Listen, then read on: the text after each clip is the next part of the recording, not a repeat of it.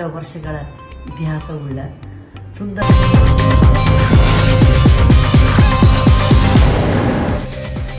Welcome back.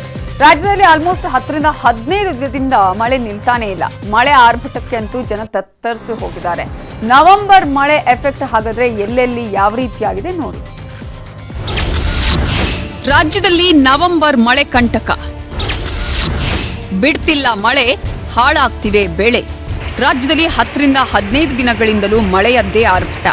ಸತತವಾಗಿ ಸುರಿತಿರೋ ಮಳೆಗೆ ಜನ ಹೈರಾಣಾಗ್ಬಿಟ್ಟಿದ್ದಾರೆ. ರೈತರ ಫಸಲಿಗೆ ಬಂದ ಬೆಳೆಗಳು ಸಂಪೂರ್ಣ ನೀರು ಪಾಲಾಗಿದೆ. ಹಲವೆಡೆ ಮನೆಗಳು ಬಿದ್ದಿದ್ರೆ ಇನ್ನು ಹಲವೆಡೆ ರಸ್ತೆಗಳು, ಸೇತುವೆಗಳೇ ಮಾಯವಾಗಿದೆ. ಇದು ನವೆಂಬರ್ ಮಹಾಮಳೆ ಎಫೆಕ್ಟ್. ನವೆಂಬರ್ ಮಹಾಮಳೆಗೆ ಮೈಸೂರು, ಮಂಡ್ಯ ಭಾಗದಲ್ಲಿ ಹೆಚ್ಚಿನ ಹಾನಿಯಾಗಿದೆ. ಮಂಡ್ಯದಲ್ಲಿ ರಾತ್ರಿ ಸುರಿದ ಧಾರಾಕಾರ ಮಳೆಗೆ ಮನೆ ಕುಸಿದು ಬಿದ್ದಿದೆ.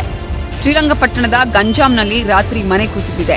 ಅದೃಷ್ಟವಶಾತ್ ಮನೆಯಲ್ಲಿದ್ದವರು ಹೊರಗೋಡಿ ಬಂದು ಜೀವ ಉಳಿಸಿಕೊಂಡಿದ್ದಾರೆ. ಮನೆಯಲ್ಲಿದ್ದ ಎಲ್ಲಾ ವಸ್ತುಗಳು ಅವಶೇಷಗಳಡಿ ಸಿಲುಕಿ ಹಾಳಾಗಿದೆ.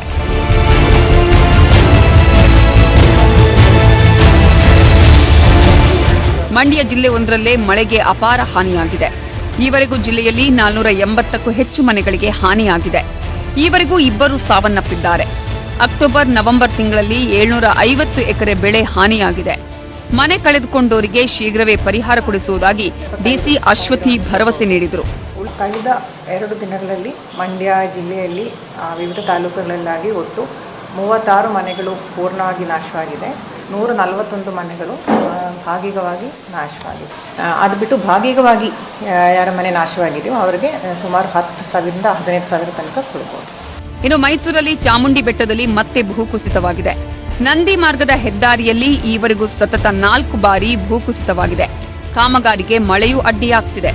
ಮೈಸೂರಿನಲ್ಲಿ ಈಗಾಗಲೇ ಸಾಕಷ್ಟು ಒಂದು ಆತಂಕದ ವಾತಾವರಣ ಉಂಟಾಗಿರೋದು. ಯಾಕೆಂದ್ರೆ ಚಾಮುಂಡಿ ಬೆಟ್ಟದ ಒಂದೊಂದೇ ಭಾಗಗಳು ಹೀಗಾಗಿ ಈ ರೀತಿಯಾಗಿ ಕುಸಿತವನ್ನ ಕಾಣ್ತಾ ಇರಬಹುದು, ನೋಡ್ತಾ ಇರಬಹುದು. ದೊಡ್ಡ ಬಿರುಕುಗಳು ಕೂಡ ಈಗಾಗಲೇ ರಸ್ತೆಗಳಲ್ಲಿ ಕಂಡು ಬಂದಿದೆ. ಜೊತೆಗೆ ಏನು ಈಗ ಬಿರುಕು ಬಿಟ್ಟಿರುವಂತಹ ಜಾಗ ಏನಿದೆ, ಈ ಜಾಗವನ್ನು ಹೊರತುಪಡಿಸಿದಂತೆ ಮುಂದುವರಿದ ಭಾಗಗಳಲ್ಲೂ ಕೂಡ ಈ ರಸ್ತೆ ಕೂಡ ಬಿರುಕು ಬಿಟ್ಟಿರುವಂತದ್ದು ಇಲ್ಲಿ ಕಾಣ್ತಾ ಇರುವಂತದ್ದು. ಇನ್ನು ಮಳೆ ಹೆಚ್ಚಾದ್ರಿಂದ ಕೆಆರ್ಎಸ್ ಜಲಾಶಯ ಸಂಪೂರ್ಣ ಭರ್ತಿಯಾಗಿದೆ.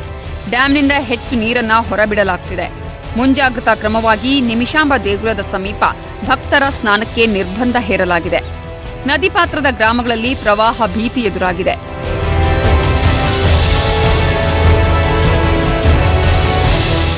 ರಾಮನಗರ ತಾಲೂಕಿನ ಗದಗಯ್ಯನದೊಡ್ಡಿ ಗ್ರಾಮದ ಸೇತುವೆ ಕುಸಿದಿದೆ. ಊರಿನ ಜನ 7 ಕಿಲೋಮೀಟರ್ನಷ್ಟು ಸುತ್ತಕೊಂಡು ಸಂಚರಿಸಬೇಕಿದೆ.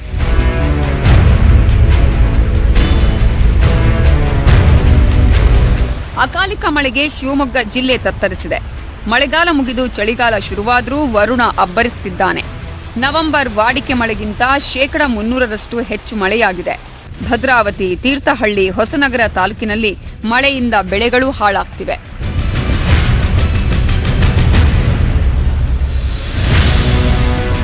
ಹಾಸನದಲ್ಲಿ ರಣಭೀಕರ ಮಳೆಯಾಗಿದೆ. 10 ದಿನದಿಂದ ಮಳೆ ಆರ್ಭಟಕ್ಕೆ ಹಾಸನ ಜನ ಹೈರಾಣಾಗಿದ್ದಾರೆ. ಕೆರೆ ಕಟ್ಟೆಗಳು ತುಂಬಿ ಹರಿತಿವೆ. ಚನ್ನರಾಯಪಟ್ಟಣ ತಾಲೂಕಿನ ಬಾಗೂರು ಕೆರೆ ಕೋಡಿ ಹೋಗ್ತಿದೆ. ಬೈಕ್ ಸವಾರನೊಬ್ಬ ರಭಸವಾಗಿ ಹರಿತಿದ್ದ ನೀರಲ್ಲೇ ಹೋಗಿ ಪ್ರಾಣಾಪಾಯಕ್ಕೆ ಸಿಲುಕಿದ್ದ. ಕೂಡಲೇ ಸ್ಥಳೀಯರು ಹೋಗಿ ಪ್ರಾಣ ಉಳಿಸಿದ್ದಾರೆ.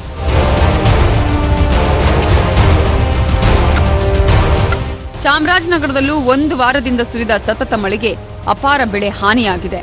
ಮುಸುಕಿನ ಜೋಳ, ಭತ್ತ, ಕಡಲೆ ಸಂಪೂರ್ಣ ನೆಲಕಚ್ಚಿದೆ. ಇನ್ನು ಹನ್ನೂರು ತಾಲೂಕಿನ ಲೊಕ್ಕನಹಳ್ಳಿಯಲ್ಲಿ ಕಾಲುವೆ ಉಕ್ಕಿ ಹರಿದು ಮನೆಗಳಿಗೂ ನೀರು ನುಗ್ಗಿ ಅವಾಂತರ ಸೃಷ್ಟಿಯಾಗಿತ್ತು.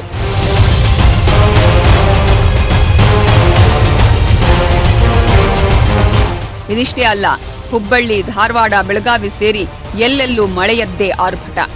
ಹೆಚ್ಚು ಮಳೆಯಿಂದ ಬೆಳೆಯೂ ಹಾನಿಗೀಡಾಗಿದೆ. ರೈತರು ಬೆಳೆ ನಷ್ಟದಿಂದ ಕಂಗಾಲಾಗಿದ್ದಾರೆ.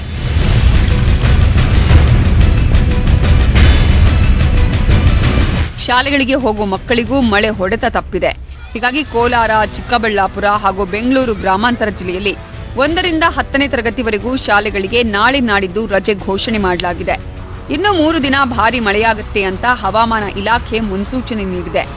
ಮಳೆ ಹೆಚ್ಚಾದ್ರೆ ಉಳಿದ ಜಿಲ್ಲೆಗಳಲ್ಲೂ ಶಾಲಾ ಕಾಲೇಜಿಗೆ ರಜೆ ಘೋಷಣೆ ಮಾಡುವ ಸಾಧ್ಯತೆ ಇದೆ. Bureau report, news 18 Kannada.